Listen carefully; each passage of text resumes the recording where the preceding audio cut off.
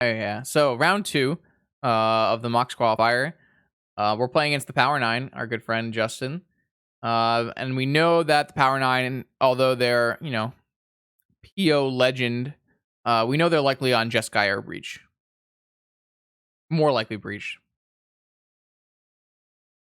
And our starting hand against Breach has double Leyline of the Void, also has turn 1 2020. So, or sorry, not turn 1 2020, turn 2 2020.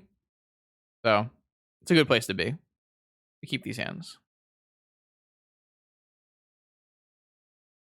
So I am worried that opponent is on Jeskai. I don't know if I took. I don't think I think I ended up like tanking about taking more conservative lines. And then choose not to. So here's already an interesting choice in turn 1. Do you play Lotus Mirage Mirror, or do you play Lotus Golos? What's up, sir? What's up, Gully? What do you guys think? What's the pros and cons here? I mean, I already said that I want to play I want to play Mirror, but so this time I do show Ancient Tomb. I don't know if that's a give or not, but my problem with playing Golos is it's a fat, juicy Force of Will target. And if I get this Force of Will, I then don't have the ability to play Mirage Mirror unless I top deck more mana sources, and then I also don't have the ability to make an early Dark Depths. So, although Golos is a strong play here, you can get like so if your Golos resolves, you can get Thespian Stage. I might actually play Golos here. Actually, now that I'm thinking about it, the nice part about Golos is if it resolves, you can play Thespian Stage. And then you can actually turn to a Dark Depths.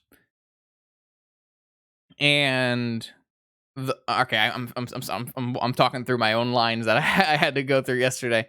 The big plus side of playing Golos is if you play Mirage Mirror, you are super far away from casting Golos. If you if you play Golos, you're not super far away from casting Mirage Mirror. And I'm pretty sure that's the final logic that we dictate that we made this play on. And I'm pretty sure I slam a Golos here. I'm obviously in a bad spot if they force either.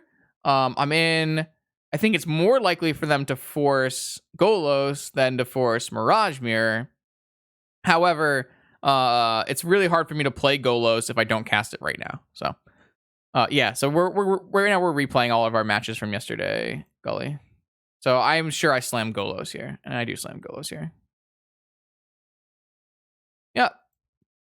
So I kind of led on both sides of that, but came to the right conclusion. Grab a Thespian Stage because it's going to set up my Dark Depths. Opponent shows a Scalding Tarn. I jam a Dark Depths. First I attack to try to draw something.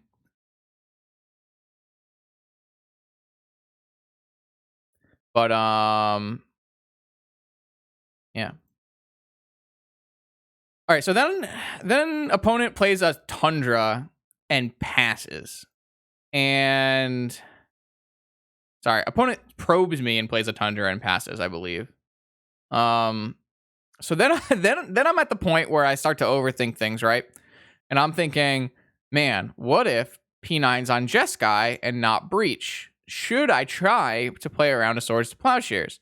Because theoretically, I can play. I don't remember. I thought I had a line where I could like try to play around if I drew some extra mana or something. I can't remember what it is. But either way, what it comes down to is if opponent is on Jeskai, they have 2 Swords to Plowshares in their deck. What's the chance they actually have a Swords to Plowshares in their hand? It's the only way they're getting out of this. We should just force the issue and make a 2020. And so we force the issue to make a 2020. They, of course, tap their Tundra. And then concede. Classic Justin Faston. So you force the issue. It's very unlikely for your opponent to be able to deal with this 2020, make it happen. I forget what I was thinking about. I thought there was some kind of line where I could like play around Swords to Plowshares somehow, but I can't even think about what that would possibly be. So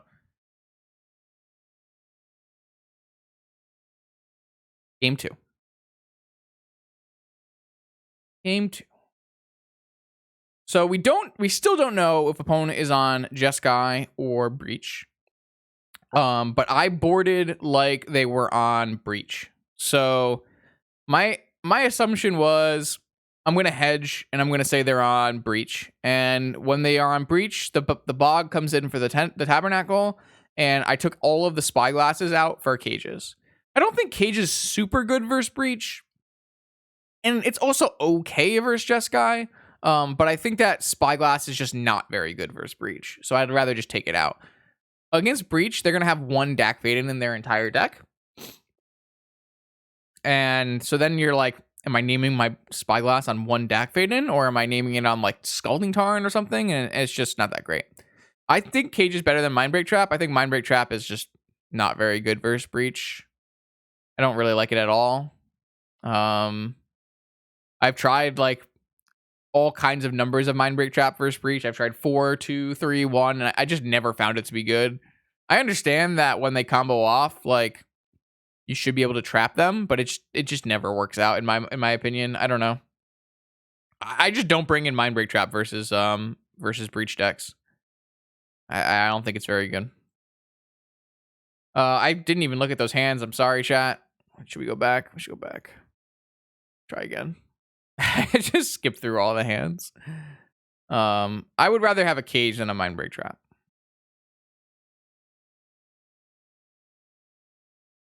All right, so this hand, I don't value Cage super highly by any means. So when I'm seeing a hand of no fast mana, cages and stuff, I'm just going to ship that. And then this hand isn't bad. Or, I mean, it is bad. It's clearly very bad. And the reason it's very bad is it doesn't have mana. So we go to 5. And then this hand's pretty keepable. We have a Leyline versus Breach, which is fantastic. We have a turn 1 Sphere and multiple Wastelands. Big fan of this kind of hand. Not a big fan of this kind of hand because it doesn't have enough stuff. But on 5 cards, I'm just going to keep it. So I'm going to pitch the Orborg and the Bog. I don't need a Bog and an Orborg when I already have my Leyline. So yeah, not a huge fan of this kind of hand, but at 5 cards, you kind of just have to roll with it. I start by Wastelanding. I think it's better than starting by Sphering. Opponent does have a Brainstorm, which is not a bad sign for us. Like, could easily be not very good, but when opponent's just going to display a non-basic for us to hit, we'll just hit it. Here, we're just going to slam a Sphere. I think it just gets forced.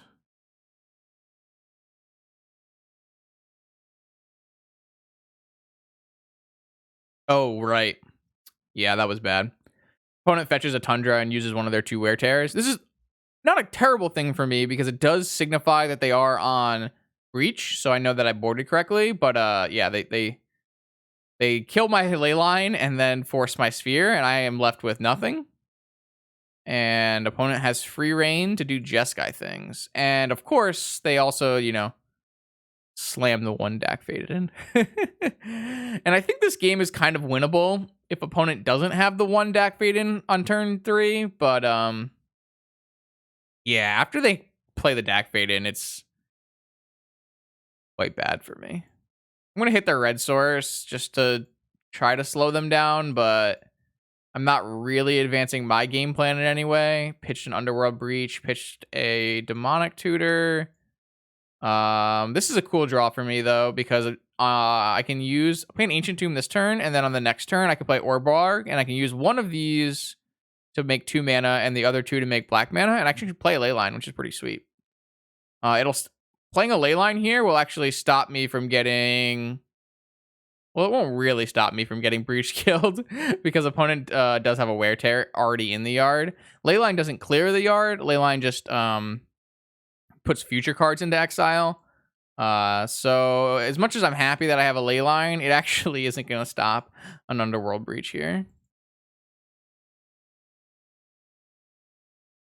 Opponent also like draws a million cards. And I'm pretty sure, yeah. I'm like, oh, this might work. And then I realize that Underworld Breach just flashbacks a Wear Tear, and then they do have to find a mana source here to Demonic for Lotus, but how hard is it to find a mana source, right? Yeah. The current Xerox shell is quite strong. It's really hard. It's really hard to verse. They find the mana source, and then I concede. Yeah. Game three, though. I think I make a misplay in this game. Can't remember, though. Let's find out. Game three, on the play, we know Reverse Breach. Our opening hand has Sphere, Mirror, Wasteland. Do I keep this hand? Turn 1, Stage, Ruby, Sphere. Turn 2, Academy, Mirror, Sphere, Wasteland. I probably mulligan this hand because we can do so much better. If they force the Sphere, our hand doesn't do anything. I probably just mulligan this hand. I did. I mulliganed this hand, and I mulliganed into this beauty, which has double Leyline. Double Leyline means we're probably never... they probably don't get to combo kill us. They probably have to mentor kill us, which I like. I'm a big fan. So I will deploy the double Leyline. I will deploy the Sphere of Resistance. We're basically just looking for mana, Golos, Thespian Stage, that kind of thing. Mirage Mirror. We have tons of draws. When we already have the Dark Depths, we have like 4 Thespian Stage, 4 Golos, 4 Mirage Mirror. Like, we have about 1 million hits. So our Sphere does get Force of Willed.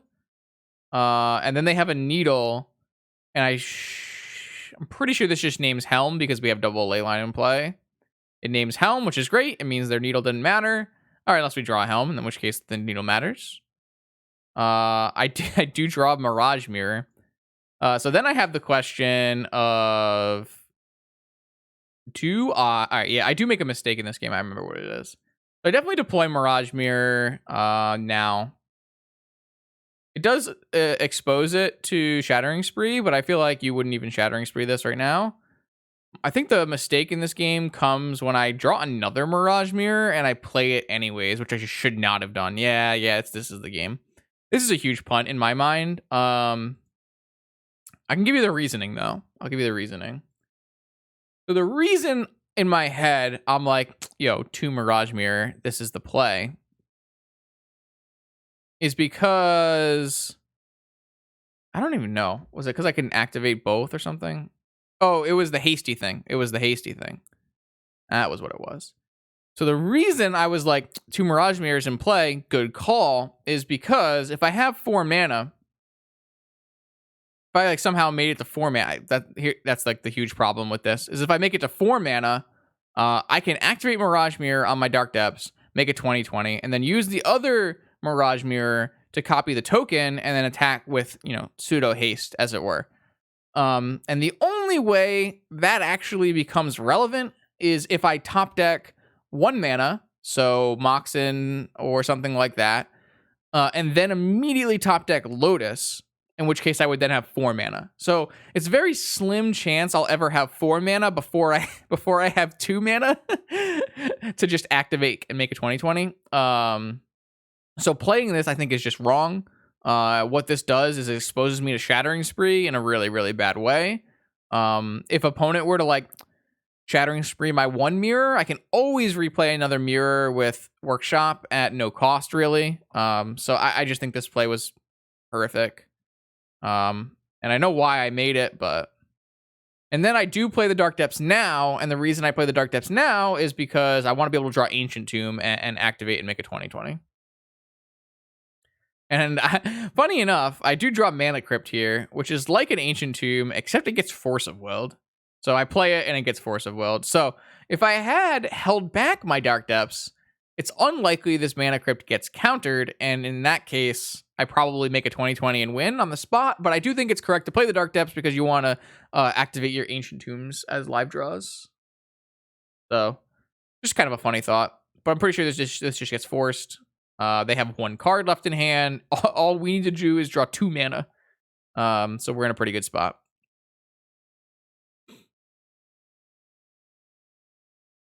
Unfortunately, can't cast Lodestone Golem. Lodestone Golem is actually also fantastic here. The reason being, if I'm drawing like an ancient tomb to cast this lodestone golem, I can make 2 lodestone golems or 3 lodestone golems, and it gets out of hand pretty quickly. Here's a pretty reasonable draw on Thespian stage. This lets me cast lodestone golem, and it turns all my 1 mana sources into the ability to make 20/20s. So lodestone golem comes in, and it gets abraded. So a braid is actually an answer to like 1 mirror, one like mirror activation. You do it in response, kill the mirror. So it's kind of good that we got that out of the way. And here we just like this works perfectly fine. We just play a Caracas, and then we just hold our activation of Mirage Mirror until the end step. And then we just activate one of our Mirage Mirrors, and we make a 20/20, and that is the game. So not bad. Kind of an interesting game. Kind of weird game. But as you can see, like, I really think ley lines are quite good against Breach. It makes them have a very singular game plan of, like, I gotta do the mentor thing. No Mystic Sanctuary shenanigans. So I like it a lot. All right, round 2 is complete. Let's update the record text. So here we're 2-0. This tournament is 25 players, so 5 rounds of Swiss. A win next round puts us in a really good spot.